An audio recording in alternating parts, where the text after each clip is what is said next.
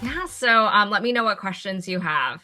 Sure. So when I was writing it, come across some sort of like challenge that I would write and then it still sound like personal statements instead of like purpose statement. I don't know if any other student have the similar difficulty with me, but whenever I write, I just cannot kind of like take away the personal side of me into that I purpose. think that's fine. I think having a personal touch to your statement of purpose is really important. That helps you stand out when people are reading your statement of purpose. So I think you just don't want it to be only personal because the statement of purpose is supposed to show your experience and commitment to research and a research Okay. career. So you want to make sure that is the highlight of the statement of purpose. And I like to sprinkle in the personal stuff so that it adds a story and personalization to your Hmm. research experience and background and hopes and dreams. But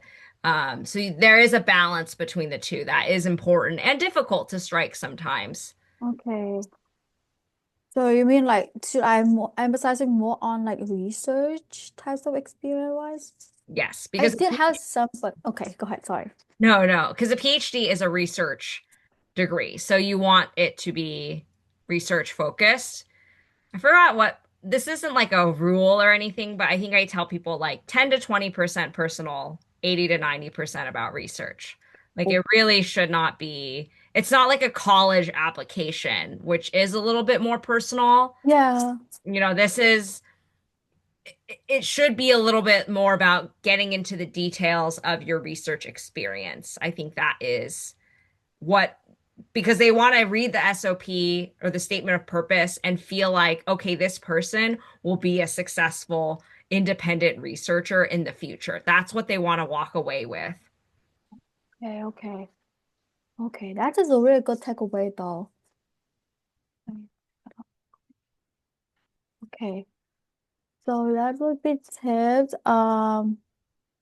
So I'm kind of wondering what are like some other strategy would you recommend to do so? Or should I like reach out more faculty or should I keep reaching out to them? Because the three faculty that I reach out, it seems like their research focus and interest really align with what I'm kind of going to. Yeah. So So how many emails have you sent? Just one to each of the faculty? yeah, one of Okay, each. so I'm I kind would of waiting for your advice first and I will send them like Yeah, so if it's been about 1 week or even 10 days, I say like 7 to 10 days, you can send a follow-up email. It's summer. This is actually quite early to be emailing professors. I didn't start until October, I think. yeah. A lot of people are on summer, not checking their emails as much, traveling, Yes. not a good time to be reaching out to people, to be quite honest. So I'm not surprised that you might not be hearing back from some professors. Okay. I would recommend sending another follow-up email in 7 to 10 days. And if you don't hear back again, I would just wait and email them again in September. And September. Okay, okay. I kind of figured out too because a lot of people might also travel for like conferences and stuff because there's a Yes, lot of exactly. conference in the summer. Yeah. And on Um, top of that, professors are getting like hundreds of emails every hour, and yeah. it's easy sometimes. So I think it's always okay to nudge, given an appropriate time. And I think it's Mm-hmm. totally okay to send like another email once the school year begins. I know you want to be early, but sometimes there is like sort of an appropriate window to make these calls, and they do tend to be in the early fall semester. And I know that might not work as well with your schedule, but that's just when these calls tend to happen. And I would say that even if you don't get the phone call with the professor or a Zoom call with the professor, I would still apply and not sweat Yeah. it. I don't think it has anything to do with, yeah, I would just say like still apply. And you can Mm-hmm. still list the faculty members as people you'd be interested in working with in that Mm-hmm. program, but don't say that you spoke with them because then that wouldn't be true. But I think you can still apply to the program even if you don't end up connecting with any faculty members, if that happens to be the case. Because there are some programs in some schools that are more and more becoming like, in order to be fair, they tell Mm-hmm. faculty like don't respond to student requests before the application because they don't want to give certain students an advantage over Yeah. others. So Yeah. that might also be an ulterior reason we don't know about, but I think it's always good to just try an email, and then if you don't get a conversation, to just put it in the application that you'd be interested in working with them, but don't say you With the- actually spoke with them. Okay, got it, got it. I see. Oh, another question I have. So how did you decide whether the program's fitting with you? Because I know like they have like general like program, let's say like infectious disease, epidemiology, but then sub program like it tied to your like research interest. How do you find them? Really like are you just like randomly Google their name and Yeah, so key it was a terms? combination of looking at the top programs, like top public health schools. I give this link out all the time. Do you know the Mm. US News top, the Yes, ranking? yes, Yes, that yes. list, not for the rankings, but just so that I know what public health schools exist. So I took Okay. that sort of side by side with looking up faculty in each of those departments. And I knew I wanted to do tobacco related research. So I Yes, yes. looked up who in that school of public health was doing tobacco related research and then what department they were in. And then I would reach out to that professor and then apply to that department's PhD program. So that's kind of how I did my search. So it was a combination of, yeah, a lot of Googling and cold emailing those professors. And you won't know if you have that perfect fit. And you might never know until you actually like get admitted, start the classes. You might not even know after you start. So I think there's a lot of emphasis sometimes on finding the perfect PhD program that is exactly going to align with your research interests and what you're looking for and the culture and everything. But Yeah, unfortunately, in these times, I've been starting to tell more and more people you need to be open-minded, you need to be flexible, even if it's not a perfect fit. If they're offering you a PhD position or like a PhD slot that's funded yeah, and it yeah. meets what you're looking for to the most degree, and you do feel a sense of like community when you're there and you can see yourself being there for 4 to 5 years, I would just go for it. Don't overthink the perfect fit. You will find, if it's not a perfect fit, you will find a way to make it meet what you need through other avenues. Like I did this during my program. Like my advisor and I, we had some research overlap, but I wanted to do more work with adolescent e-cigarette prevention, which Yeah. a mentor, like, or my advisor, he had some work, but not as much. So I went and found professors who were actually at Boston Children's Hospital, Mass General Hospital, and pediatrics, people working in those like pediatric Um, departments, not just like a general school of public health. And then they were doing a lot of adolescent e-cigarette work, and I just collaborated with them. And it, we published so many papers together. It was really prolific. Like I found my way of making that fit even more perfect on top of what the actual PhD program was already bringing to me. So I think the biggest hurdle is just finding a good mentor and getting into the program. That should be your biggest concern. And then once you get there, you can find a way to make it match exactly what you're looking for. got it. Got it. Okay. And Very especially in good. times like these, you need to be flexible because, you know, Yeah, it's less spot now. yeah, I know yeah, it's not that it's more competitive, it's just programs are unpredictable. We don't know, funding is unpredictable. So, Yeah. you have to be, everyone needs to be flexible and open-minded in this upcoming cycle. Yes. That's why I'm kind of like been planning a lot. And I think this is advice that I want to give to people is that you should apply. I always tell people to apply broadly, but I think also not just in the number of programs, but the type of programs. Like, Yeah. don't just apply to public health PhDs. Like if you have a passion in, like you said, computer science, maybe apply to a couple of computer science PhDs.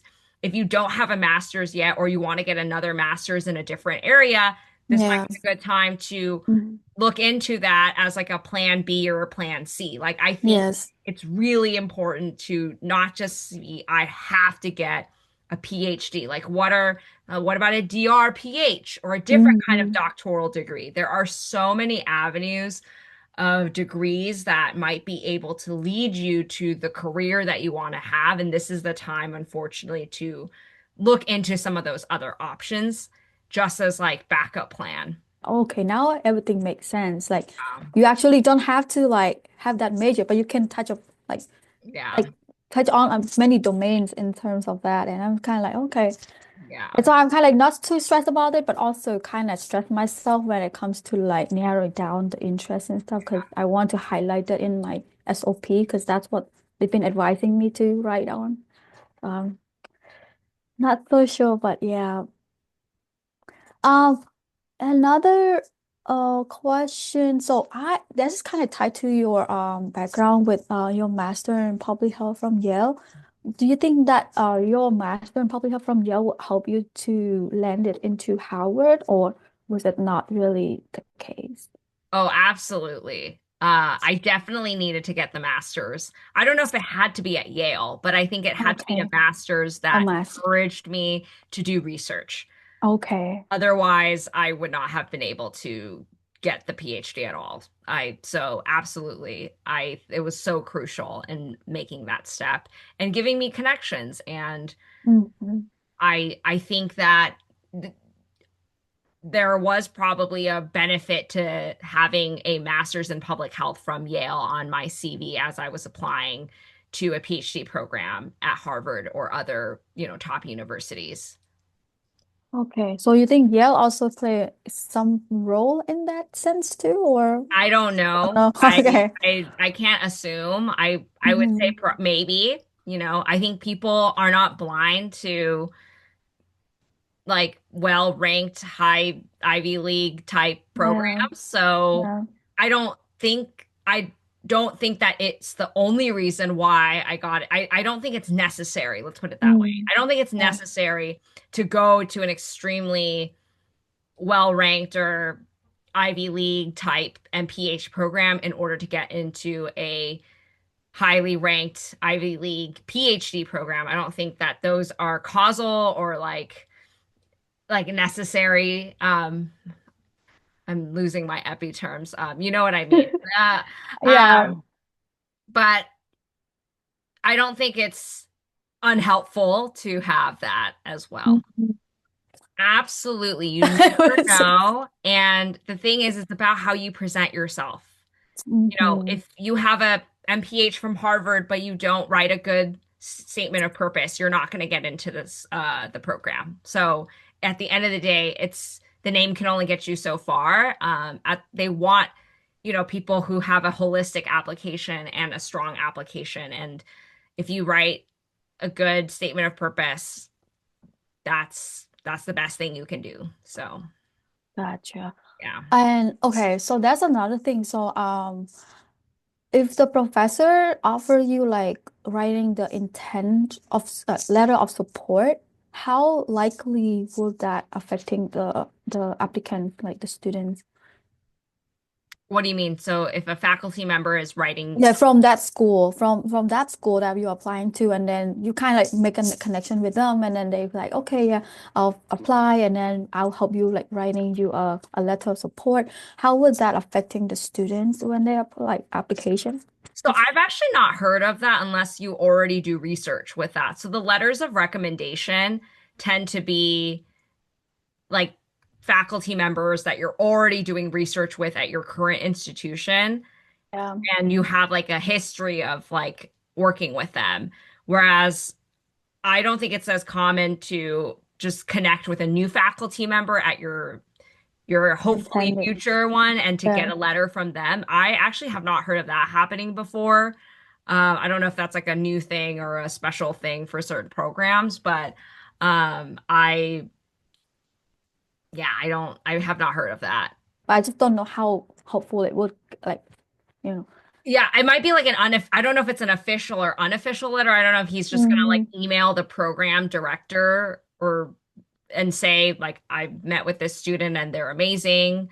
I don't know if it's more unofficial in that sense or if there is an official avenue in that program. Obviously, something like that can only help and won't hurt. Like if you can get someone to vouch for you, like no matter, Yeah. like regardless of if they're within that department or outside of that department, I think it's always great to have more of that kind of anything that can go towards pushing your application over the line, like definitely is helpful. I just have not heard of that happening through official Okay. channels, so I don't, again, maybe that's something different. All I know is that the letters of recommendation are what faculty that you've worked with previously write for you, and those go officially into your application. Gotcha. It's like so the TRE is optional. That's what it put for my the program I'm looking at. Would you still recommend me to take TRE if it's optional? Um, it depends. Are you good at, do you like taking standardized tests? It's been a while, so I have no idea. So Yeah. that's totally up to you. Again, I have no clue in these upcoming times, like what they, I think that if it's optional, it should be truly optional. I think there are some programs that are requiring it again, and for those, you would definitely need it. If Yeah. it's going to take a lot of time for you to study for the GRE and take it and take time away from writing your statement of purpose and doing your other important work and classwork and whatnot, it might not be worth it. Just because I know that the GRE is not the most important thing on the application, but sometimes it might be used to just do like a basic screen on applications. I have no idea. Uh, Yeah. that's that's my opinion, but so I would really think about how it fits into your current workload and make the decision there. Oh, Uh, just last question. Do yeah. you run a marathon? Oh, I used to do cross country and track in high school. I'm at my parents' house, my old house in Irvine. So I Okay. have all of that on. This is like from high school, which I just Okay, I've okay. been up there all those years. Yes. Oh. I've run two half marathons in my time as a young adult, and but those were I don't run that. But when I run now, my hips hurt too much, so I don't run anymore. Oh, okay.